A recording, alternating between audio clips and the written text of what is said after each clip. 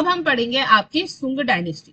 अंतिम मौर्य सम्राट बृहदत्त की हत्या करने के बाद जो सेनापति पुष्यमित्र शुंग है वो क्या बन गया, खुद राजा बन गया और उसने फिर शुंग वंश की स्थापना करी।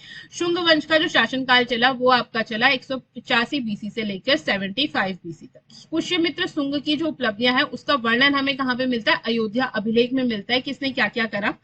ये ब्राह्मण धर्म का उपासक था और संरक्षक भी था। इसके शासनकाल में ब्राह्मण धर्म का फिर से एक बार रिवाइव हुआ, फिर से एक बार पुनरुत्थान हुआ, क्योंकि अशोक के टाइम पे क्या था, अशोक के टाइम पे बौद्ध धर्म बहुत ज्यादा फला फूला। तो अब क्या हुआ, अब जब जो शासक है वो बना है और वो ब्राह्मण धर्म को मानता है तो किस धर्म का उत्थान होगा, ऑब्वियसली ब्राह्मण धर्म का उत्थान होगा। इसे द्वितीय संस्थापक भी बोलते हैं ब्राह्मण धर्म का, ठीक है। और ये भी माना जाता है कि जो मनुस्मृति है उसकी रचना इसी शुंग शासन के टाइम पे हुई थी। इसने अपने जीवन में 2 अश्वमेध यज्ञ करवाए और इन यज्ञों में इसके पुरोहित कौन थे, पतंजलि। पतंजलि वही है जिन्होंने आपका योग सूत्र लिखा है, ठीक है। पतंजलि ने संस्कृत व्याकरण की एक प्रसिद्ध पुस्तक एक और लिखी जिसका नाम है महाभाष्य, ये भी इंपॉर्टेंट है, याद रखना। शुंग वंश का अंतिम शासक हुआ देवभूति, और देवभूति की हत्या किसने करी, उसके मंत्री वासुदेव ने करी।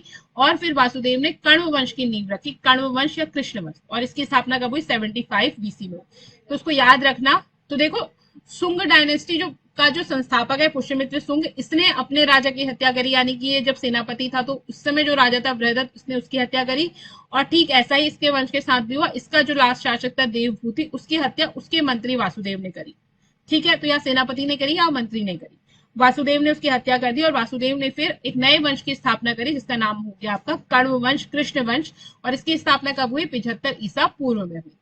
अब हम पढ़ेंगे कण्व डायनेस्टी के बारे में। तो कण्व डायनेस्टी का संस्थापक कौन है, वासुदेव है, और ये मगध साम्राज्य का आपका अंतिम वंश था। इस वंश के अंतिम राजा कौन थे, सुशर्मा था, और इसको हटाकर सिमुक ने सातवाहन वंश की स्थापना की। इसके बाद कौन सा वंश आया, आपका सातवाहन वंश आया। इसके बाद दक्षिण भारत के जो शासक है उनका प्रभाव बहुत ज्यादा बढ़ गया और सातवाहन वंश का युग प्रारंभ हुआ। अब हम पढ़ेंगे सातवाहन डायनेस्टी। सातवाहन वंश के शासकों को दक्षिणापति भी कहते हैं क्योंकि दक्षिण के राजा हैं, और इनके राज्य को दक्षिणापत कहा जाता है। इस वंश का संस्थापक कौन था, सिमुक।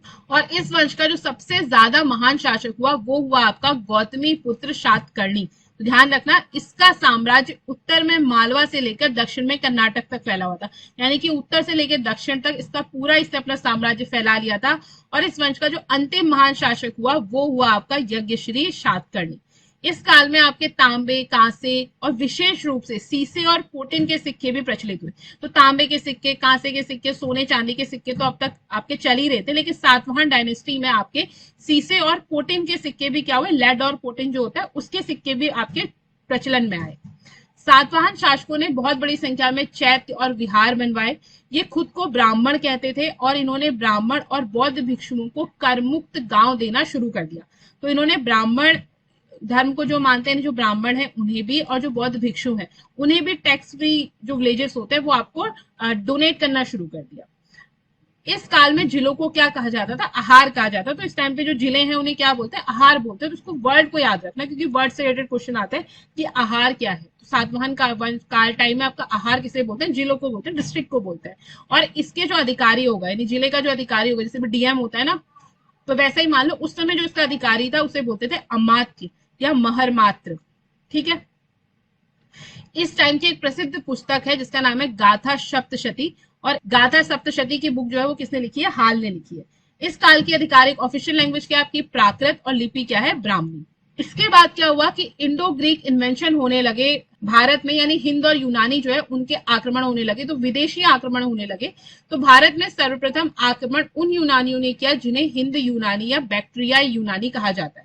ये मुख्य रूप से कहाँ आए, उत्तर पश्चिम दिशा से आए, और पंजाब वाला जो एरिया है वहां पे बस गए, वहां इनको पास पड़ा।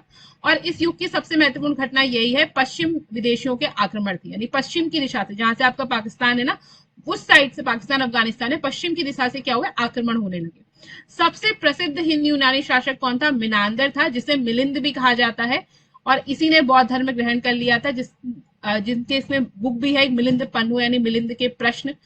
इसकी राजधानी शाकाल थी। इसकी राजधानी कहाँ थी? शाकल थी। और शाकल क्या है? जो वर्तमान का जो सियालकोट है जो पाकिस्तान में है, वो आपका उस समय का शाकल हुआ करता था। तो मिलिंद की राजधानी क्या थी? शाकल थी। और बौद्ध दार्शनिक नागसेन और के साथ मिनांदर के जो संवाद है वो मिलिंद पन्हु ग्रंथ में मिलते हैं। और इसके बाद क्या किया? जो मिनांडर है उसने बौद्ध धर्म को ग्रहण कर लिया।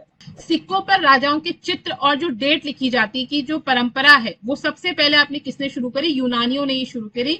ये जो आपके ग्रीक थे इन्होंने ही शुरू किया कि सिक्कों पर राजाओं की फोटो होगी और नीचे से डेट लिखी जाएगी।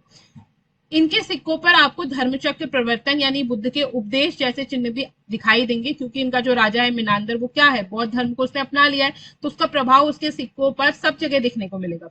हेलेनिस्टिक एक कला है उसका परिचय भी भारत को यूनानियों ने ही करवाया, जिसे आगे चलकर गांधार कला शैली का रूप ले लिया। तो गांधार कला जो है वो यूनानियों से ही प्रभावित है। इसमें आपको महात्मा बुद्ध की मूर्तियां देखने को मिलेंगी। और ये जो लोग हैं यूनानी लोग, वो काली मिर्च के बहुत ज्यादा शौकीन हुआ करते थे। इनको काली मिर्च बहुत पसंद थी, तो इसीलिए इसका नाम ही क्या हो गया? यवन प्रिया हो गया। जो काली मिर्च है ना उससे यवनों को बहुत ज्यादा वो प्रिय थी, तो इसीलिए उसका नाम क्या? यवन प्रिया हो गया। और ऐसा माना जाता है कि जो पर्दा प्रथा की शुरुआत है वो भी क्या हुई? भारत में यूनानियों के प्रभाव से हुई। जो सर ढकने की प्रथा आपका या घूंघट करने की प्रथा, जो पर्दा करने की जो प्रथा स्टार्ट हुई वो आपकी यूनानियों से स्टार्ट हुई है। ठीक है, ऐसा माना जाता है। कुछ का मानना ये भी है कि जब मुस्लिम आए तो तब ये शुरू हुआ। तो मिली जुली चीजें हैं। मतलब भारत में ओरिजिनल रूप से जो पर्दा प्रथा है, अपने सर ढकने की, शक्ल को ढकने की, फेस ढकने की जो प्रथा है वो भारत में ओरिजिनल रूप से नहीं थी। जैसे जैसे विदेशी आक्रमण हुए तो उनके साथ जब कल्चर मिक्स हुआ तो उसके साथ वो चीजें यहाँ के कल्चर ने भी अपना ली। अब अगले जो आए वो आए आपके शक। शक मध्य एशिया से आकर भारत में गुजरात के काठियावाड़ क्षेत्र तक बस गए। तो ये शक कहाँ से? आपको मध्य एशिया से है, जो मिडिल सेंट्रल एशिया वाला जो आपका पार्ट है वहां से आए। भारतीय ग्रंथों में शकों को शीथियन कहा गया। क्या कहा गया? शीथियन कहा गया है। भारत में शक शासक को क्षत्रप भी कहा गया है और उच्च स्तर के शासकों को महाक्षत्रप कहा गया है। सबसे प्रसिद्ध शक शासक था आपका रुद्रदामन प्रथम। रुद्रदामन ने गुजरात में सुदर्शन झील की मरम्मत करवाई। जो मौर्य काल में आपकी मौर्य काल के मंत्री ने बनाई थी ना सुदर्शन झील, तो उसकी ही मरम्मत किसने करवाई? रुद्रदामन प्रथम ने कराई। तो उसका नाम याद रखना। और रुद्रदामन का जूनागढ़ अभिलेख भी मिलता है। तो जूनागढ़ से 150 ईस्वी में एक संस्कृत का अभिलेख मिलता है भारत में, और ये पहला बड़ा संस्कृत का अभिलेख है। तो ध्यान रखना जूनागढ़ अभिलेख जो है वो आपका कौन सी लैंग्वेज में है? संस्कृत में है। उसके बाद आपके पहलव या पार्थियंस। ठीक है, पल्लव भी बोलते हैं। पार्थियन मूलतः आपके कहाँ के थे? ईरान के निवासी थे और भारतीय ग्रंथों में इन्हें पहलव कहा गया है। ये मध्य एशिया से आकर ये भी कहाँ बसे? गुजरात में ही आके बसे। और इस वंश का जो सबसे प्रसिद्ध शासक था वो था आपका गोंडोफार्निस। और इसकी राजधानी कहाँ बनाई? इससे अपनी राजधानी तक्षशिला। गोंडोफार्निस के शासनकाल में सेंट थॉमस भारत आए और इन्होंने सेंट थॉमस ने भारत में ईसाई धर्म का प्रचार प्रसार किया। फिर इसके बाद आए आपके कुषाण। कुषाण वंश के लोग यूची जाति के थे और ये कहां से आए थे? चीन से आए थे। और इस वंश के जो संस्थापक थे कुषाण वंश के थे वो थे आपके कुजुल कैटफिशेस। और कुषाणों ने बहुत बड़ी मात्रा में सोने के सिक्के चलाए, और भारी भारी सोने के सिक्के भी आपके किसने चलाए? कुषाणों ने ही चलाए हैं।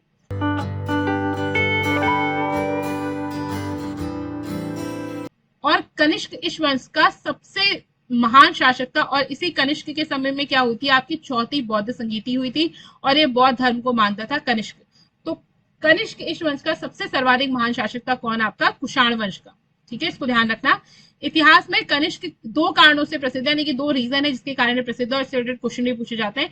एक तो इसने 78 ईस्वी में शक संवत की शुरुआत हुई, और हमारी जो गवर्नमेंट है वो अभी भी किस कैलेंडर का यूज करती है? शक संवत का कैलेंडर का यूज करती है। ठीक है, और जो जनवरी फरवरी वाला जो कैलेंडर है आपका ग्रेगोरियन कैलेंडर है। और इसने बौद्ध धर्म के महायान संप्रदाय को संरक्षण दिया और उसका प्रचार प्रसार भी किया। ठीक है, कनिष्क की राजधानी क्या थी? पुरुषपुर थी। तो पेशावर का पुराना नाम क्या है? पुरुषपुर है। और इसकी एक और राजधानी थी वो थी आपकी मथुरा में।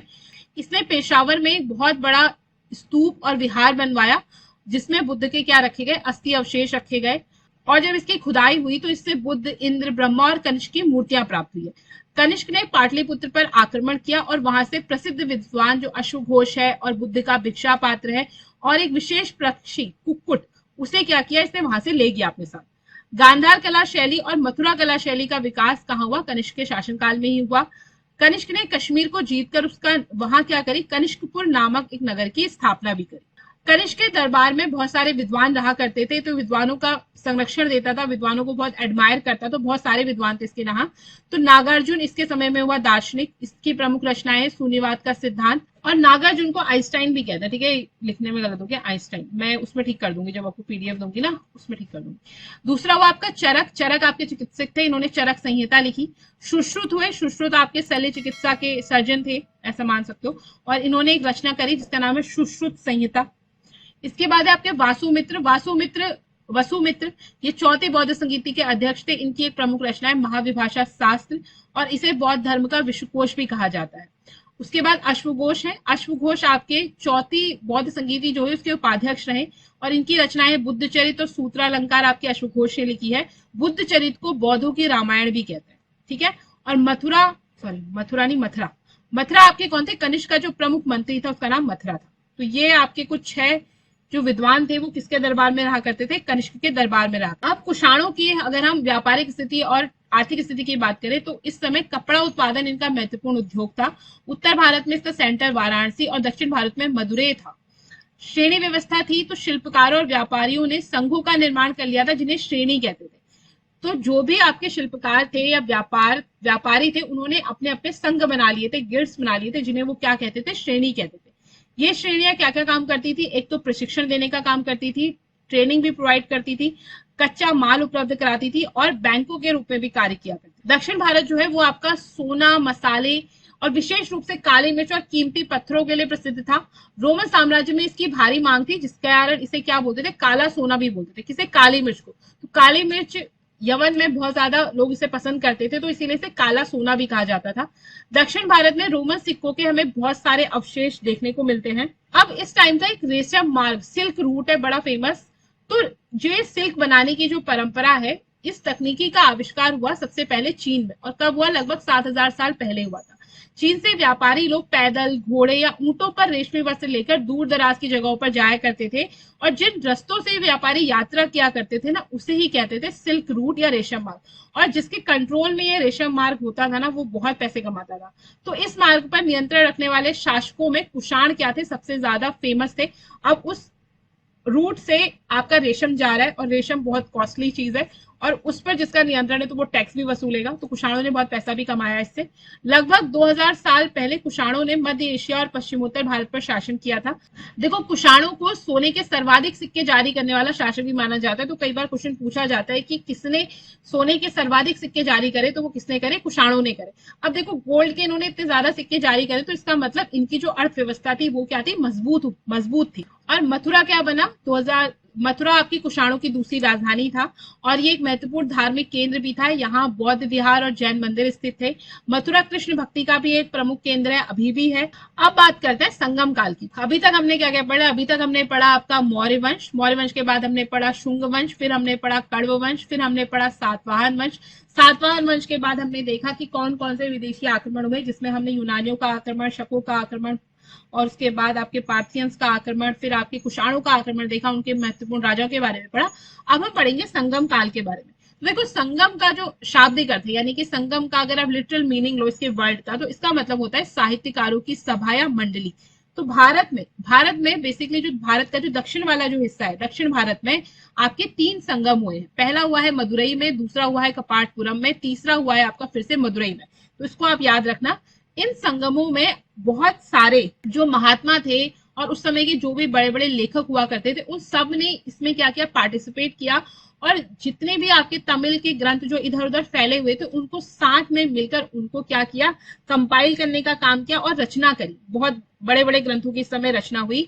प्रमुख राजवंश कौन कौन थे? पांड्य, चोल और चेर, जिन्होंने मिलकर क्या किया? इस संगम में पार्टिसिपेट किया था। संगम कालीन की कुछ प्रमुख रचनाएं हैं, जिसमें पहला है आपका शिल्पाधिकारम। तो ये लिखी है आपकी इलागो ने। उसके बाद है मणिमेखला लिखी है आपकी शतारी या शतनार ने। जीवत चिंतामणि लिखी है आपकी तिरुत काथवेर ने। ठीक है। संगम युग लगभग आपका 300 ईसा पूर्व से 300 ईस्वी तक चला।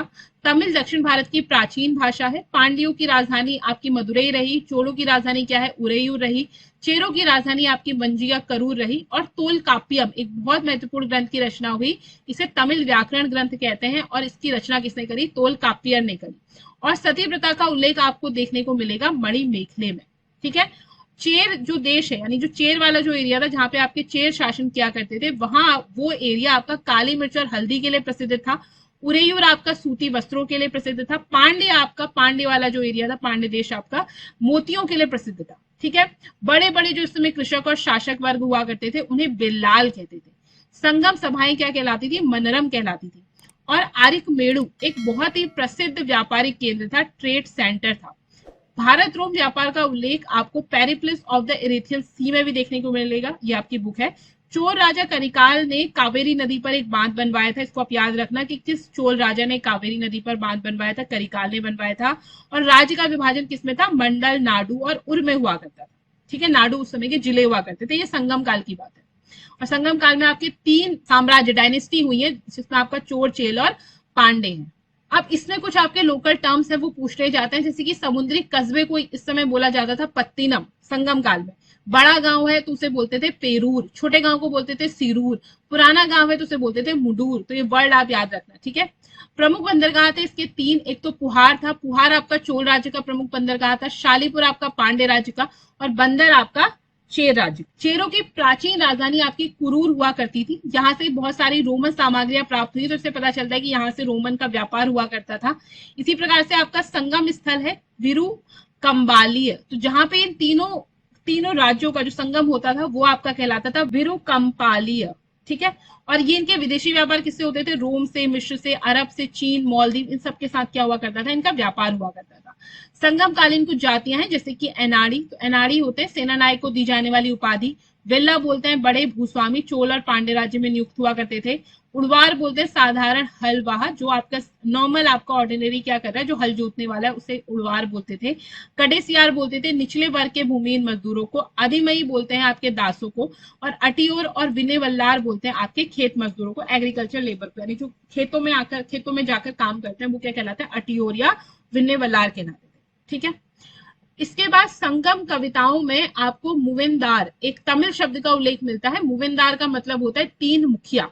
तो ये शब्द जो आपके 3 जो शक्तिशाली परिवार है, चोर, चेल और पांडे, जिनको आप डायनेस्टी भी कहते हो, चोल, चेल और पांडे, इनके लिए वर्ड यूज किया गया मुविंदार। ठीक है, इन तीनों शासक के दो प्रमुख सत्ता केंद्र हुआ करते थे, एक तटीय क्षेत्र में और एक कहाँ होता था, इनका आंतरिक भूभाग में हुआ करता था। 6 केंद्रों में 2 सबसे आपके प्रमुख थे। एक था चोलों का तटीय पत्तन, यानी कि जो कोस्टल पोर्ट है पुहार को कावेरी पट्टनम में, और पांड्यों की राजधानी मदुरई। ये 2 बहुत फेमस थे। इसके बाद एक और बंदरगाह जिसके बारे में हमने पढ़ा था आरिक मेड़ू, तो इसको देख लेना, ये आपके एनसीईआरटी में दिया भी गया, इसलिए इंपॉर्टेंट है। आरिक मेड़ू आपका पांडिचेरी में एक पत्तन या बंदरगाह था। ये ईंटों से बना एक ढांचा मिला है, जहां आपका वो संभवतः क्या होगा, गोदाम रहा होगा। यहाँ से हमें एम्फोरा जैसे बर्तन भी मिले हैं, जिनमें शराब और तेल वगैरह भरते होंगे। और दोनों में क्या लगे, हत्थे लगे, ऐसे पकड़ने के लिए हत्थे लगे। ठीक है, एरेटाइन मिट्टी के बहुत ही सुंदर लाल चमकदार बर्तन मिले हैं, जिन्हें इटली के एक शहर के नाम पे जाना जाता है। और रोमन लैम्प, शीशे के बर्तन, रत्न, रंगाई के पात्र, कांच, अर्ध बहुमूल्य पत्थरों के मनके इत्यादि भी मिले। तो इससे हमें पता चलता है कि इस पत्तन से इतनी दूर दूर तक क्या होता है, इतने सारे देशों के साथ व्यापार उस समय से हुआ करता था।